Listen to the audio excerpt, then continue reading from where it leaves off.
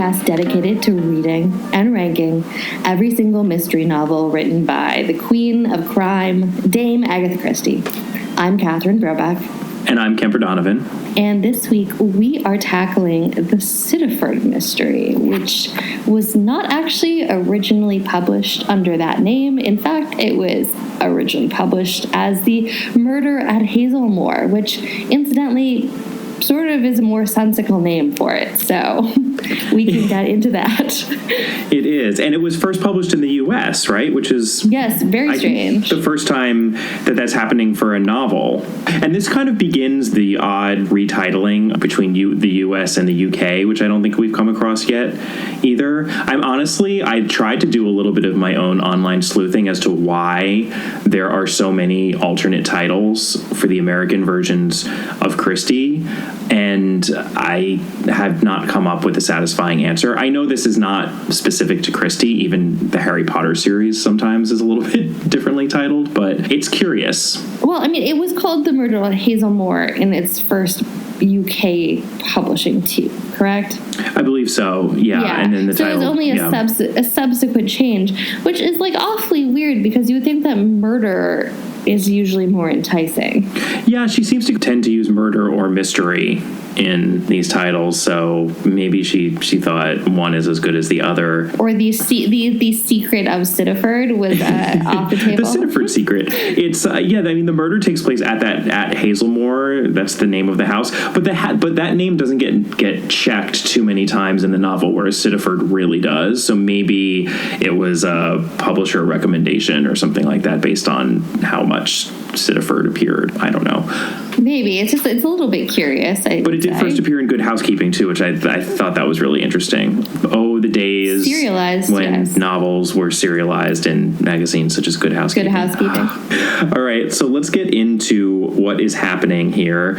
Our victim is one Captain Trevelyan, who built and currently owns Sittaford House, as well as 6 surrounding cottages, which he has let to individuals who he has personally vetted. And Captain Trevelyan did not have any plans of letting Sittaford House for the winter. However, he was given an offer that he could not refuse. It was just too much money. I believe it was something along the lines of 12 guineas. And he moved, and he let these renters come in for the winter.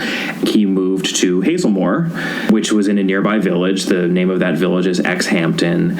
And while living at Hazelmoor on that very snowy, cold winter, he is offed by a whack over the back of the head by a heat-insulating draft sandbag. I hate when that happens. His office French window has been broken into, and his office has been pulled apart. So that is the murder. That is the murder. And as to the suspects... Everybody! Guess what? It's everyone. This is a robust mystery puzzle, if ever we've read one. So first we have Mrs. Willett and her daughter Violet. These are the mysterious overpayers of rent currently residing in Sittaford House.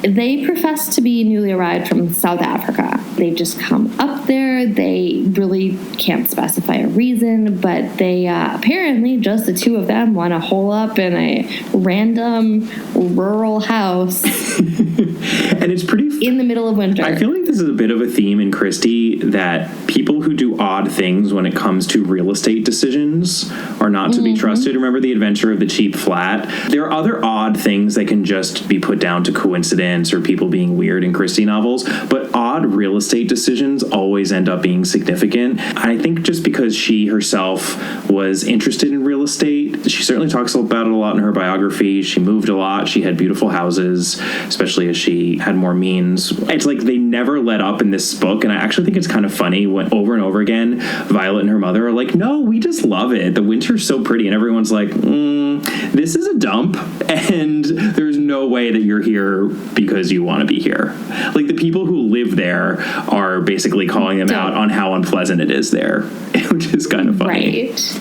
Right. I mean, it's not exactly a winning advertisement for Dartmoor, I guess. No. Yeah, which is an actual place, too, and a place where I think she had some connections. But anyway, that's Mrs. Willett and Violet. Then Major Burnaby is the captain's best friend, Captain Trevelyan's best friend, and he is a resident of one of those 6 Sittaford cottages. He's an avid puzzle solver and outdoorsman, and he had the good luck, apparently, to win £5,000 in a puzzle-solving contest. The winnings for that are presented to him by a Mr. Charles Enderby of the Daily Wire, and we'll get to Charles Enderby in a second. Then we have Mr. Rycroft. He's also a resident.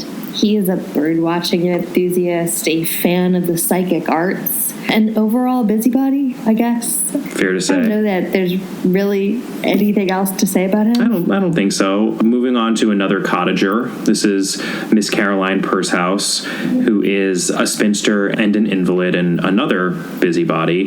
But she is very, very much astute. I feel like Caroline is kind of a busybody spinster name for Christie. I believe there was another famous Caroline in The Murder of Roger Ackroyd, who kind of was the same character or similar very character. Much a similar character. Right, Caroline Shepherd. And Miss Pursehouse lives in the cottage. At least part of the time, her nephew comes to stay with her, and his name is Ronald Garfield. And she tolerates him, but she totally sees through him and knows that he's only comes and visits her for these long periods because he wants her money once she passes.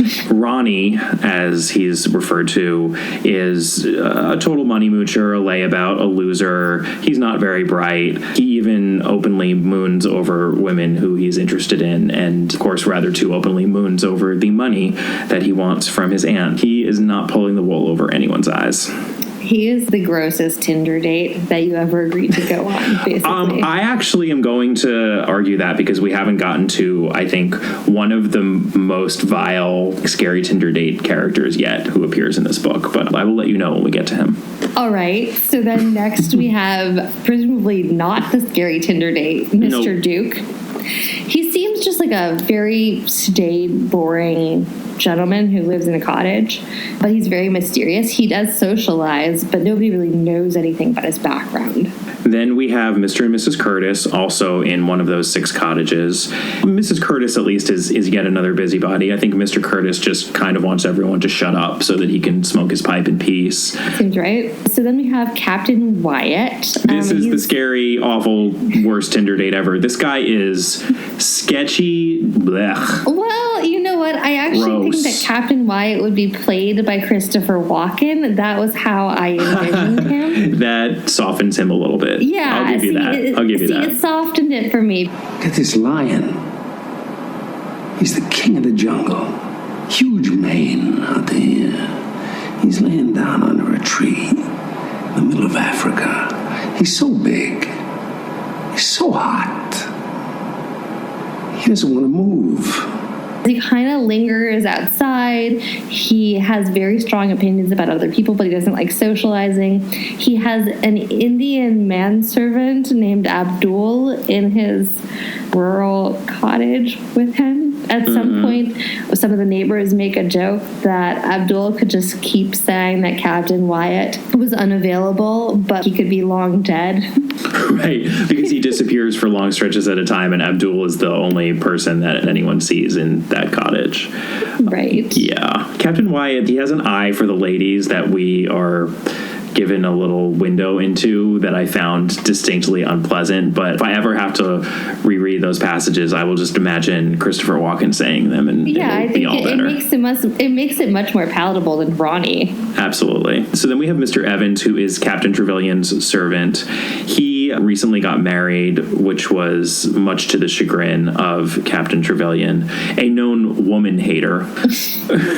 Whatever that exactly means. I'll be honest, because we've come across this term before. I believe the ex-military character in Roger Ackroyd was also described as a woman hater. I thought it was code for gay.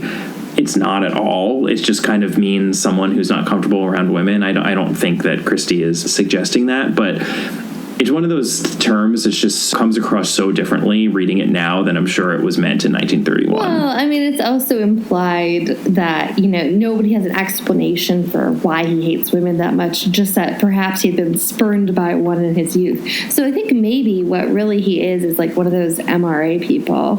What's MRA? Men's rights advocacy. Oof. God, with that and Captain Wyatt and Ronnie, this is... shaping up to be a motley crew is what you're saying. Yeah, I mean, where's Miss Violet Marsh when you need her in her women's rights? So then we have Mrs. Jennifer Gardner. She is the sister of Captain Trevelyan. She lives in the next actual town over. And her husband, he was in the war, and he's, so damaged. He can't walk. He has PTSD. He doesn't remember things. And so she's really desperate to scrounge up money for experimental treatments. Right.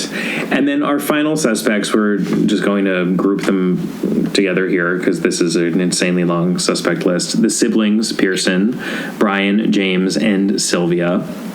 And these are the niece and nephews of Captain Trevelyan. They stand to inherit a large sum of money upon his demise. Jennifer Gardner, also as Captain Trevelyan's sister, will inherit the same amount of money. It's a lot of money because the captain was really cheap, and he apparently had saved up a lot. From what we know, Brian Pearson seems to be far away in Australia. Sylvia lives in Greenwich with her husband, a rather nasty author named Martin Daring. Yeah, he's a piece of work. He's a piece of work. Another piece of work. Speaking of all the men in this novel. I mean, I'll be honest, I didn't finish the novel thinking about all of the unpleasant men right now in it, but there's really a lot of nasty, unpleasant male characters in the story. Anyway, one of the more pleasant, perhaps, men is Jim Pearson, who is the final nephew of Captain Trevelyan, and he, unfortunately for him, had checked into the pub at Exhampton, which is where Hazelmore is, the day of the murder, and then he flees on the first train out the morning after. So suspicion falls on him, and he is promptly arrested and charged. So, with that extended list of people out of the way, let's talk about the world as it appears to be. The residents of the Sittaford cottages gather together at Sittaford House with the Willets, who are known to be incredibly social, for tea and company on this wintry evening. They decide to play a game of table turning, which is basically like a combination of Ouija and a seance. And it's all fun and games until the table spells out the name of the captain and tells the crowd that he's now apparently dead. And it is at 5:25 p.m., which we hear repeatedly after, so remember that time. Mm-hmm. Everybody's very freaked out. The lights get turned back up. People accuse each other of pushing the table. And despite everyone's warnings, the generally upright Major Burnaby gets completely panicked. And he insists that he must, despite the weather, hoof it all the way to Exhampton to check on his friend, as he's just completely spooked. He is deeply uncomfortable at the situation and worried about his friend. Right. We mentioned it's a wintry evening. It's just snowing, which is why everyone's so concerned that this older gentleman is walking, I believe it's 6 miles. Correct. And upon arriving in Exhampton at Hazelmore, the major knocks on Captain Trevelyan's front door. He doesn't get any answer. He becomes more concerned. He rings up the town doctor, Dr. Warren, and they return to Hazelmore together, only to discover a back window broken and Captain Trevelyan inside in his office, dead. Dr. Warren roughly estimates the time when this would happen, and in a horrified manner, Major Burnaby says, could it have been 5:25? And the doctor is astonished that he would mention that time, because that time fits perfectly. It's like right pretty much in the middle of the possible window for when this murder would have taken place. So our assumption is that maybe the seance is real and the dead can speak and a murderer is on the loose. And worst of all, James Pearson, as we have already noted, who's a beneficiary should the captain die, he has checked in to town, and then we find out the next day he has fled. So clearly all assumptions are on him. So that's the world as it appears to be. Luckily for us, we have in this novel not Hercule Poirot, not Miss Marple, neither Tommy nor Tuppence Beresford, but one Emily Trefusis, who is Jim Pearson's fiancée and convinced for obvious reasons that he is innocent, and who takes it upon herself to prove said innocence. And Emily goes to Sittaford and gets down to business. So the world as it actually is, of course, seances and ghosts are not real, unless maybe this is the mystery of the blue train, and you're having a little bit of a moment with a fellow lady ghost. I mean, it's always possible. That's always possible, but not Emily Trefusis. Let's discuss the clues and how we get to our resolution. Take it away, Catherine. Clue number 1, that whole seance thing. The seance tells the attendees that the captain has been murdered, but what is our deduction here? A ghost did not do it. A person did it, obviously. That means that someone sitting at that table had to have either been responsible in some way or to have known that the crime was either already committed or going to be committed. It's key in Christie to just disregard the spiritual possibility. That's never the answer. Clue number 2, the emphasis on the timing of that seance announcement. Yet again, here we have a fixation on a specific time of death, and that more or less always means that something has to be wrong with that specific time of death. Either it's not the right time, or more likely, we're meant to firmly believe that that is the time of the death, thereby obfuscating any other signs for alternate times and vindicating certain alibis incorrectly. So a super, super astute reader, more astute than I, would at least know that the death could not have occurred at 5:25. Well, here's the thing that's or probably didn't occur at 5:25. Right, but here's the thing that's extra complicating in this mystery is that Emily thinks what you did not think. Emily thinks, well, perhaps 5:25 is just made up. And so Emily takes it upon herself to ask Dr. Warren, what's your relative time window, buddy? Mm-hmm. Which, Kemper, I know you have complained about in the past that doctors are oh so certain about the time. And so now here we have a heroine who is basically saying, hold up, when could this murder have actually happened? Yeah, no, I actually noted that. It was funny that this is the next novel after Murder at the Vicarage, where I had that issue of dating the death way too exactly. And the doctor even said, and the doctor says in this novel, like, oh yeah, that's such a trope, being able to fix the time of death, but that's not really true. And I'm like, you just used that in your previous novel, but it's fine. I appreciated that. Dr. Warren more or less previously said, like, oh yeah, I can just definitely nail this within the hour. And then he basically tells Emily, oh, well, I guess, it could have been like another 2 hours earlier. It could have been like, we didn't find the body until after 8. Could have been a pretty decent sized window there. Right. Because what she's interested in finding out is if perhaps her fiance actually came to find the body, and that's why he fled. Not that he'd had some sort of tiff or argument with his uncle alive. Right. But that he had come across his corpse and freaked out. Right. So what Emily does is to direct the line of questioning for herself and therefore the reader as to whether the death occurred before 5:25. And I guess if you are an astute reader of just gargantuan proportions, you might then further deduce that perhaps the true answer is that the crime happened after 5:25, which is actually what happened. And I mean, one thing I'm getting on rereading these Christie novels is how crucial timing is, the timing of the murder. It's we often talk about it with the trains all the time. Yeah. I mean, it often creates this domino effect within the logic puzzle where if you get to that point where you can say with absolute or at least near certainty, okay, I'm pretty sure that the murder actually didn't happen at X time, even though everyone's saying it did. I'm pretty sure it happened at Y time. Then the dominoes you have to knock over to get to the solution are often fairly reasonable or not too insanely convoluted. The timing issue is often the one that's like the really hard one to get and the crucial one. It's like the linchpin to solving the mystery. Clue number 3, we have a repeated emphasis in this on the fact that we should follow the money to track down the killer.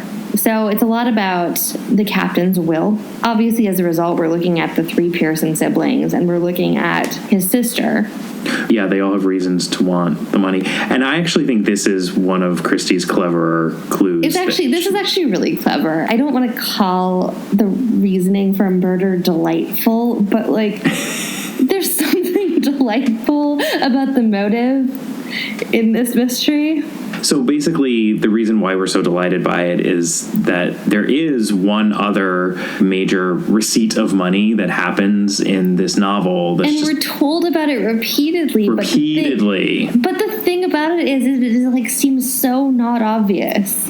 It just seems so insignificant. And so basically, Major Burnaby receives this 5,000-pound prize from the journalist Charles Enderby, who has come down from his newspaper to give him this $5,000 check.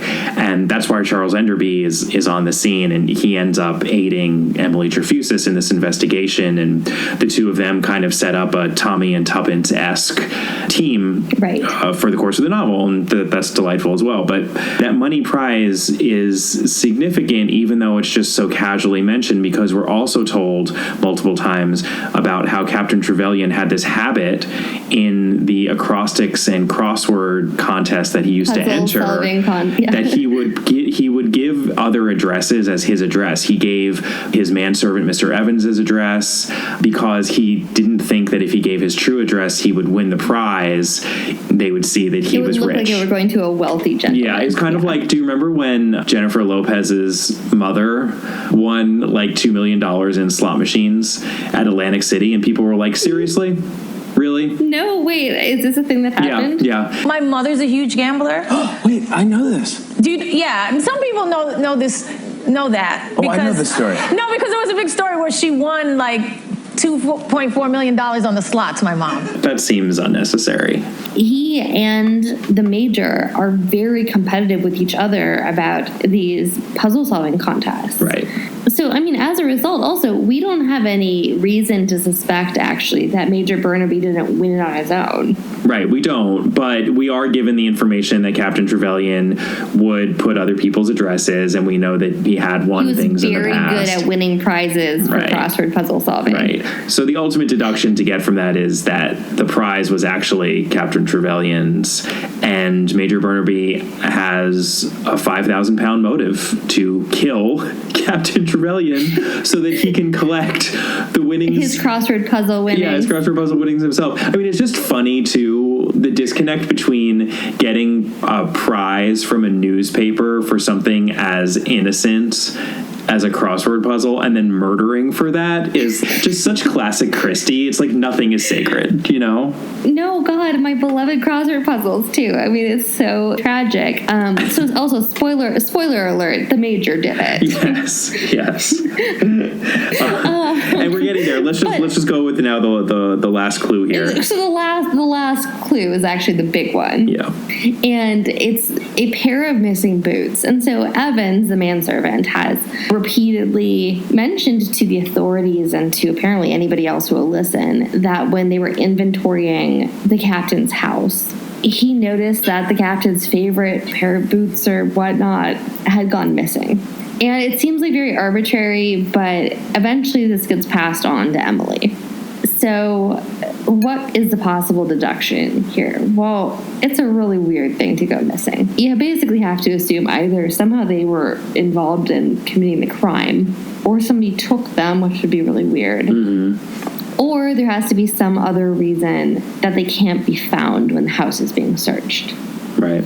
And suffice it to say, it turns out to be that. And this is why I think that this novel cheats a bit. Mm-hmm. It's not actually mentioned that they're ski boots. I totally agree.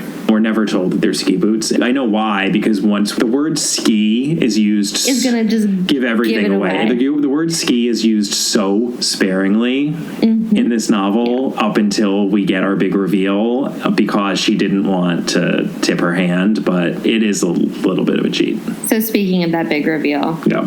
it actually is like really neatly summed up. Emily, because everybody has told her all of this information because she's charming and pretty, it's mentioned many times about how pretty she is. She gets this note about the boots, and so she gets access to the house. And then eventually, because there was telltale soot in the fireplace, she does what I probably would not have done, so, good on her. She rolls on up her shirt sleeves, and like a modern woman, she puts her hands at the chimney and ends up pulling down a pair of ski boots, which are the missing boots. She brings them to Inspector Narracott, who we have not even mentioned because, to be honest, he really doesn't matter. He doesn't. Yeah, the detective in this story is Emily Trefusis. Inspector Narracott is the official detective, but he's not much of a presence. So she brings them to Inspector Narracott, who's been spending an extraordinary amount of time at the cottage of the mysterious Mr. Duke, who we mentioned earlier. And then the novel cuts away. Right. And we're kind of left hanging. Until we're told exactly what she figured out when she took those boots and was rummaging around in the cupboard. And basically what she figured out, she measured the ski boots to the skis that were in the cupboard. And there were actually 2 pairs of skis in the cupboard, which we were, to be fair to Christie, told very early on in the story that there were 2 pairs of skis in Captain Trevelyan's cupboard. Along with a tiger skin and along with some animal heads. It is a laundry list of similar to the fact that Lawrence Redding was a good actor, was just shoved into a list of attributes about Lawrence Redding and Murder at the Vicarage. We are given we're given the information, these 2 pairs of skis. I guess beware the laundry lists in Christie novels. There's another rule number 8,932, but we should be writing these down at some point. I know.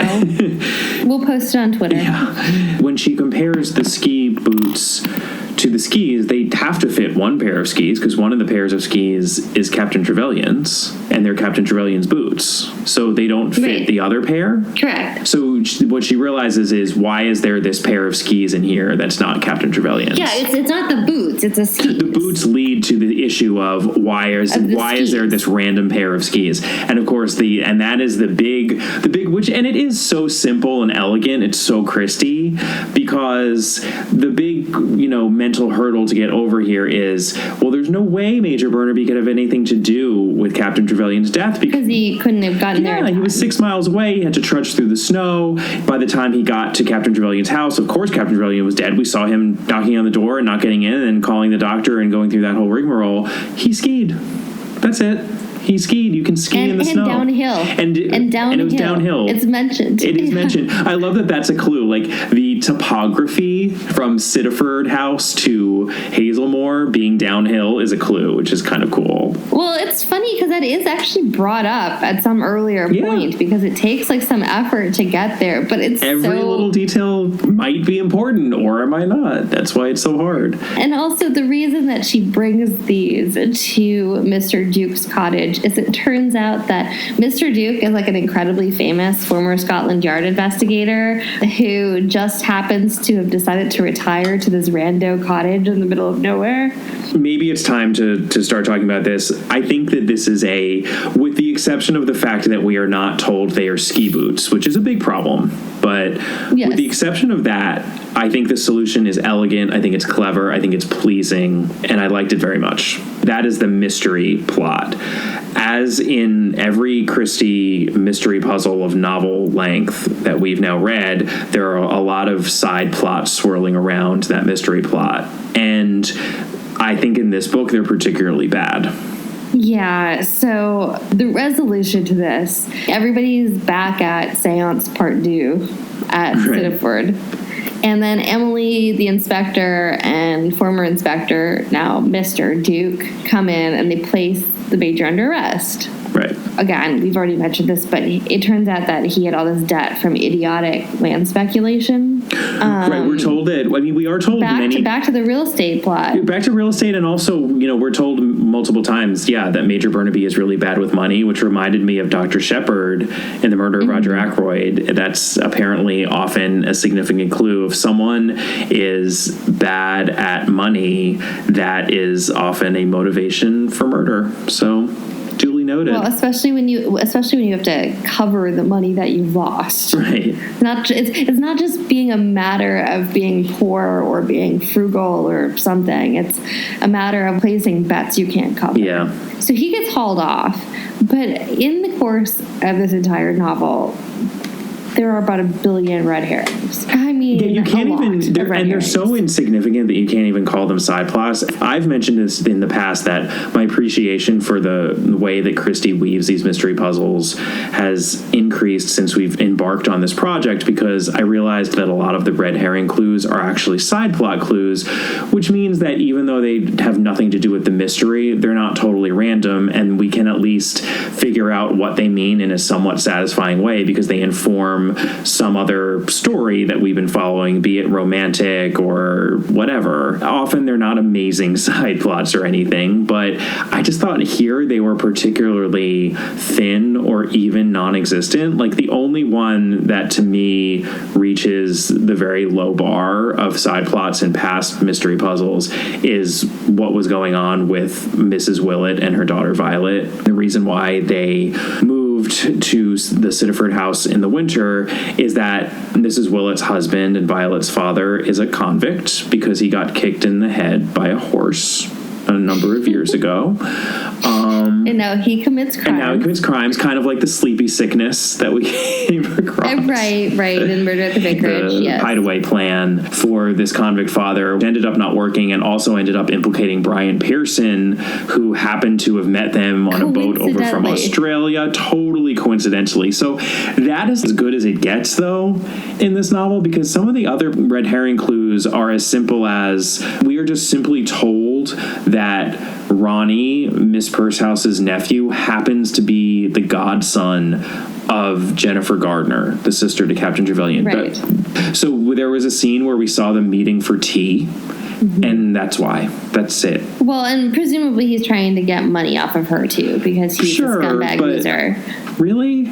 There was another random connection between the husband of Sylvia, Captain Trevelyan's niece, and a female relation of Mr. Rycroft. Let's just leave it at that. Yeah, let's leave it at that. But then also the whole reason why Sylvia is suspicious and her husband is because it turns out he's actually cheating on her. And it also turns out that Jennifer Gardner's PTSD soldier husband is cheating on her with his nurse. With the hospital nurse, yeah. In their own house. In their own house. I mean, it really has nothing to do with anything. No, it's just terrible. It's terrible. And then this actually just rubs me equally the wrong way, I think. But James Pearson, who our really plucky heroine, is obviously out to save. Emily gets told somewhere in the middle of the book that he also has a tendency to speculate wildly on investments that he should not. And he's decided that he's going to be funding that by embezzling. So that's why he goes down to visit Captain Trevelyan in the first place, is because he realizes there's going to be an early audit. Right, and he's desperate for an infusion of cash so that he doesn't essentially go to jail for embezzlement.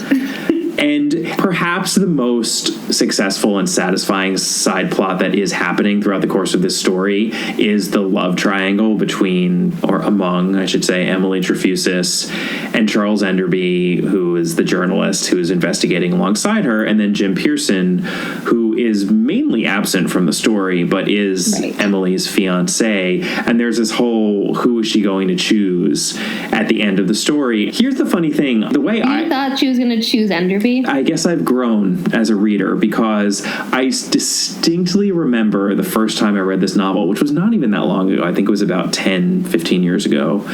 I remember being shocked that she didn't choose Charles Enderby and annoyed by it. This time around, honestly, I was kind of hoping that she had a Kelly Taylor from 90210 I Choose Me moment. That's not dated as a reference. I'm not in my 30s, late 30s. Brandon, I can't accept this. Wait.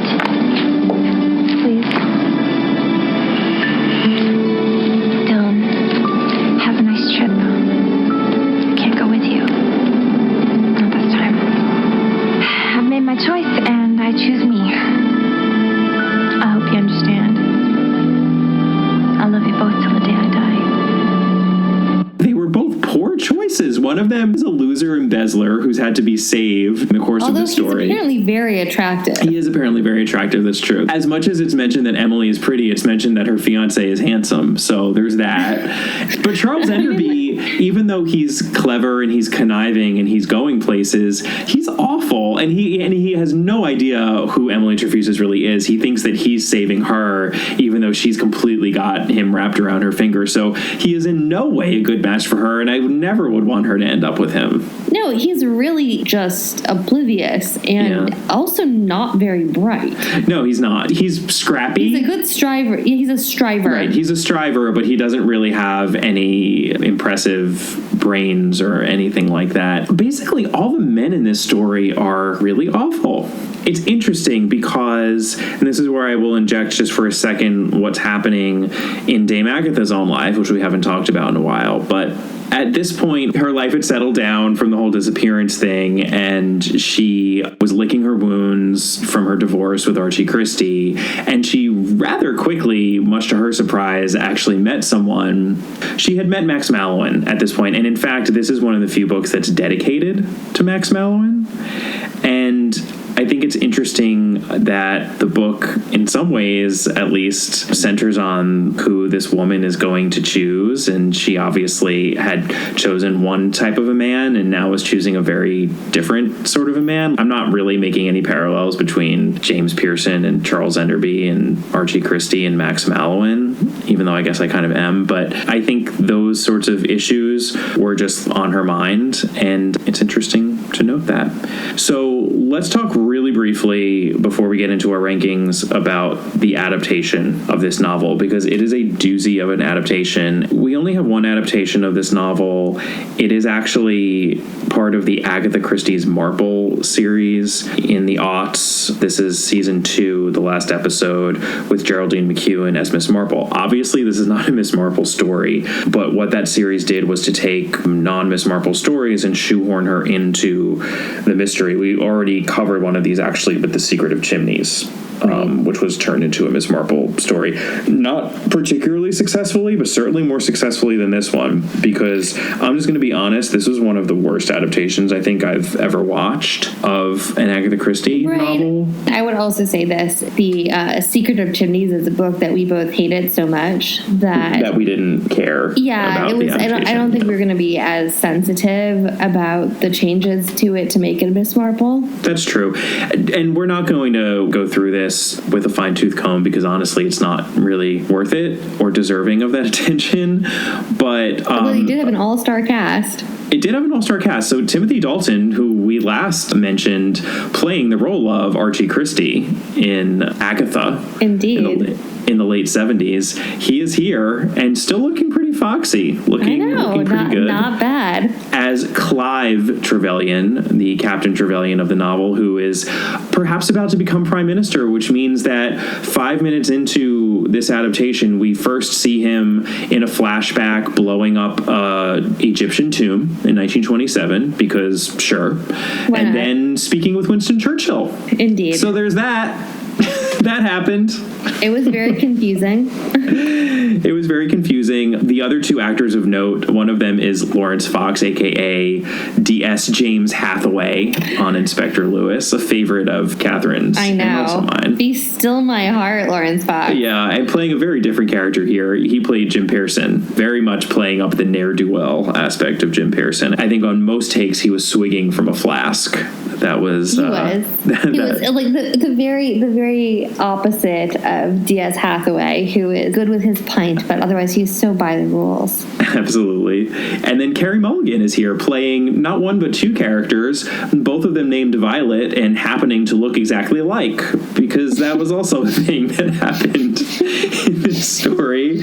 She plays Violet Willett, and also this woman from that 1927 flashback who Clive Trevelyan impregnated and who later died after giving birth to a son who would grow up to become the character Charles Enderby in the novel, who for inexplicable reasons is renamed Charles Burnaby, but let's not even talk about that. Right. And he is in fact the murderer in this version of the story, not Major Burnaby, who has now been renamed in the adaptation as Mr. Enderby. The way that he did it is similar. Miss Marple is in hardly any of the episode, which is absurd. If you're going to try to shoehorn Miss Marple into a non-Miss Marple story, then you should try to actually use Miss Marple, but they don't. She's honestly sitting at what would be the Sittaford house, not with any of the other characters, just making random observations when someone happens to come by and talk to her. It's really, really bizarre. The whole Egypt backstory I found to be totally cheesy and unconvincing. All of my issues with the way that these adaptations are shot and their weird wiping transitions as if we're watching Star Wars. I'm so deeply not into this series of adaptations of Miss Marple. We are both on the same page as far as that goes. They're also hammy. And the really weird thing is, we've talked about this before, that the Poirot adaptations get so much darker. And, I think for us that some of them are really quite good. A lot of them are still very good. It's just that they take on this angst that is less prevalent in the earlier episodes. And then the weirdest thing about this is that at the same time period, so early aughts, these Miss Marple adaptations just become like cheese fests. Yeah. I mean, I don't know what the strategy there was, but it's not one that I feel particularly good about in the case of the Miss Marples. 100% agree. Thank God we have the Joan Hickson versions for actual Miss Marple stories. Again, this is just one where it's the only adaptation of this story that exists. So we felt obliged to watch it and discuss it. You're welcome. And now we're done. You're welcome. I'm terribly sorry, Miss Marple. I'm hopelessly confused. Aren't you, darling? Pretty much so, yes. So did the Scorpion, Egypt, have anything to do with why he was killed or not? It had everything to do with it, as I learned last night from Miss Percehouse. It was in Egypt that Captain Trevelyan chose a course of action that will result in his death 25 years later. But it wasn't the murder of Arthur Hopkins. In a way, it was. Hopkins had a sister. Her name was Violet also. And I believe Violet Willett reminded the captain so very strongly of Violet Hopkins that he believed he'd been granted a second chance of happiness.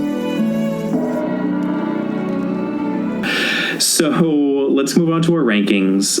First one is plot mechanics, and I actually think that boots versus ski boots aside, which is significant, that's a significant ding to plot mechanics, I think that the mystery plot is rather well done. I guess based on the fact that we're never told they're ski boots, which is a total cheat, you're right, Catherine, and the fact that the side plots and red herring clues are just so patently ridiculous.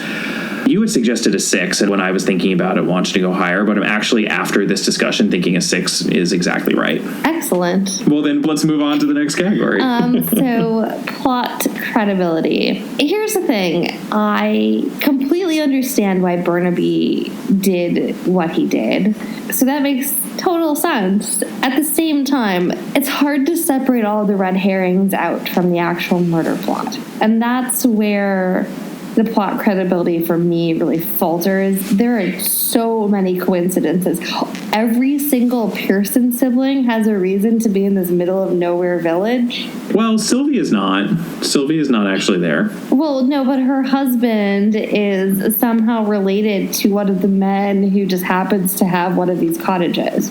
Yeah, I guess you're right. I mean, credibility is holistic, right? It's not just the credibility of the way that the mystery plot works, but if there are too many coincidences that are providing the confusion for the overall effect of the novel, that implicates plot credibility. I accept that. I still think that because the mystery itself and the motivations for what Major Burnaby does are totally baked into who he is and the setup of those characters that were given, even though it's difficult to ferret it out, but once you know, it all makes so much sense. I think that's so good that I would be okay with giving this one a 6 as well. I think it should actually be higher, but I take your point on the coincidences and just the convenience of those side plots taking something away from plot credibility. How do you feel about a 6? Yeah, I mean, I'm okay with a 6. I think this is our first mystery puzzle that does not feature a series-long character in the guise of a detective, because I think all the other mystery puzzles we've done have either been Poirot's, and then, of course, we just did Miss Marple. Well, and our good friends Bundle and That's Battle. true, yeah. Let us never forget Bundle and Battle. Let us never forget Bundle and Battle. And then the other... Tommy and Tuppence. We had Tommy and Tuppence, and we also had Colonel Race for the Man in the Brown Suit. So this is the first time we actually do not have any series-long characters. So we are just going to count our book-specific characters category twice. And I think we're in agreement here that this book does remarkably well when it comes to characters. Maybe not remarkably well, but it does very well when it comes to characters. I feel like Christie has been doing this now for over a decade, and these characters come off the page much more memorably than they did in her earliest novels, certainly. Even though there are a dizzying number of people and working out the plot is confusing, it's actually not difficult for me to keep all of the personalities in Sittaford in those various little cottages distinct. Miss Percehouse is so well defined as that acidulated spinster, and her bumbling nephew Ronnie, and the horrible Captain Wyatt, and Mrs. Curtis talking her husband's ear off, and Emily Trefusis herself, who, if there is any sort of detective character in the story, she would be it. I thought she was particularly well drawn. She's a little bit of a holdover from those thriller heroines, but more real. And because we have a mystery plot to hang her shenanigans on, I wasn't in any way bothered by any of her pertness or any of that. She's very bright. That sounds condescending slightly, but I don't mean it that way. I mean that I like her pluck. I like her, getting her hands dirty, just sort of gung-ho attitude. And the fact that it's all for this jerk who's an embezzler is not great. This is, I think, the most telling statement she makes in terms of her choice of Jim Pearson. She says, "In some ways, I really think that men are beasts.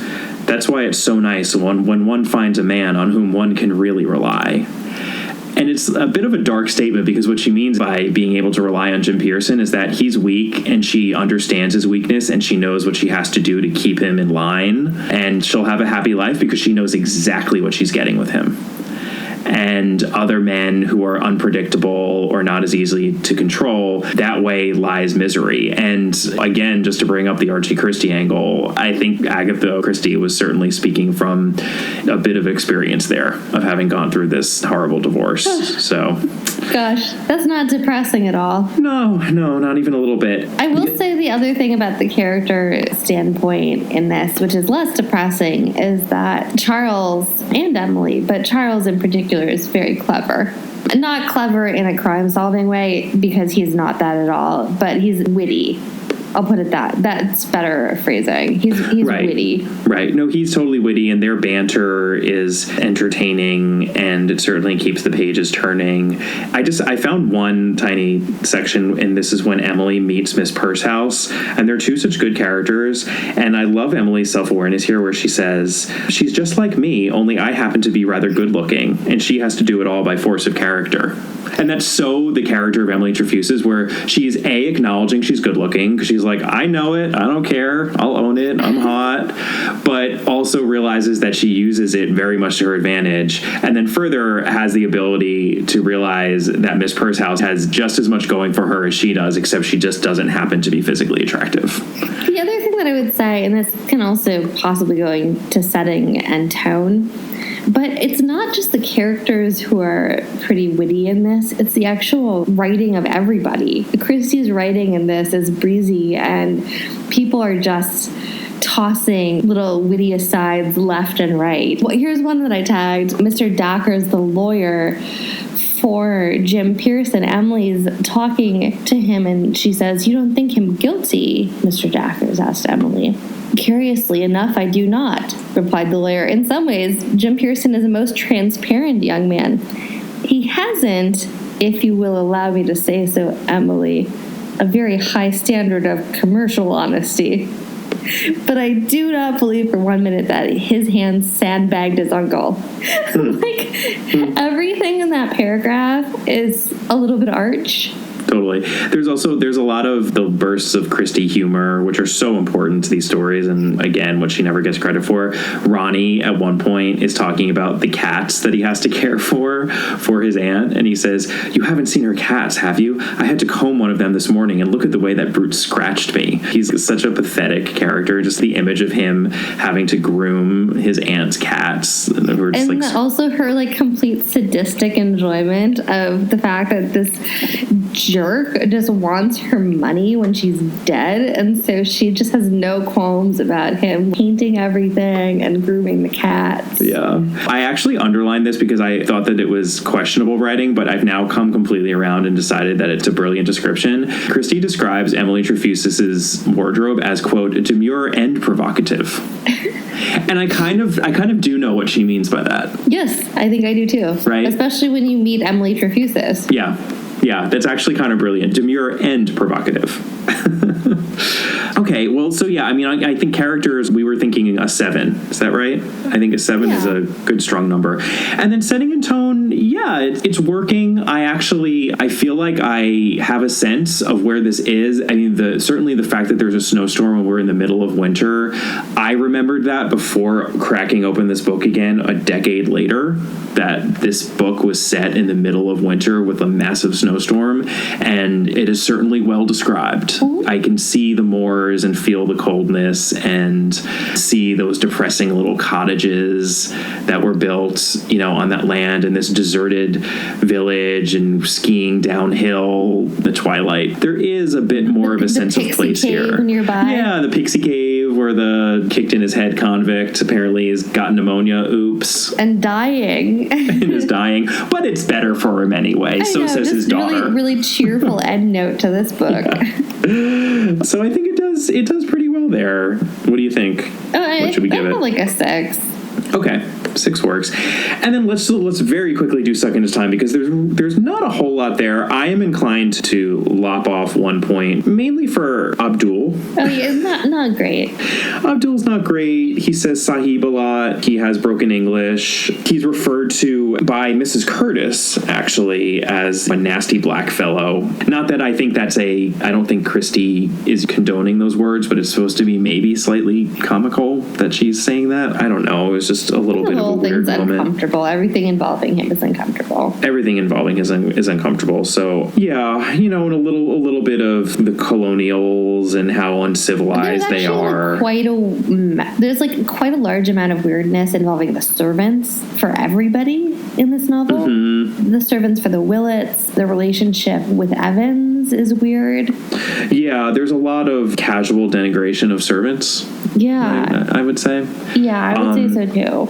So let's take off 1 for that. It's there, but it's not egregious. So that gives us a 6 plus 6 plus 7 plus 7 plus 6 minus 1 for a grand total of 31 points, putting the Sittaford mystery in 4th place behind The Man in the Brown Suit The Murder at the Vicarage and The Murder of Roger Ackroyd. It is officially 3 points ahead of The Mystery of the Blue Train and The Secret Adversary, which are now tied for 5th and 6th place. We will be updating a little bit surprising, I would say. Our rankings. It's a little surprising, but I quite enjoyed this one. I'm glad that it's... Yeah, I think we both agree that we actually liked reading it. Yeah. I mean, I don't think it's remarkable in any way, but I mean, it's very enjoyable. It's very enjoyable. I suspect that there will be many a novel to be rated a bit higher, especially in the next few novels to come, but we shall see. We'll keep an open mind.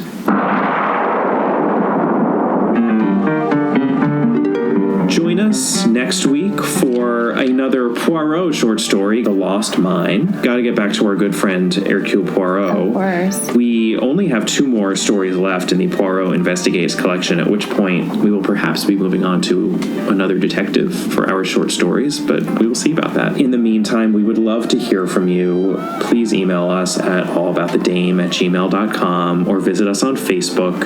Our Facebook page is All About Agatha. You can find us on Instagram at All About Agatha. You can find us on Twitter at All About the Dame. And if you are listening to this on iTunes, please take a moment to rate and review us. And we will see you next week. Bye. Bye.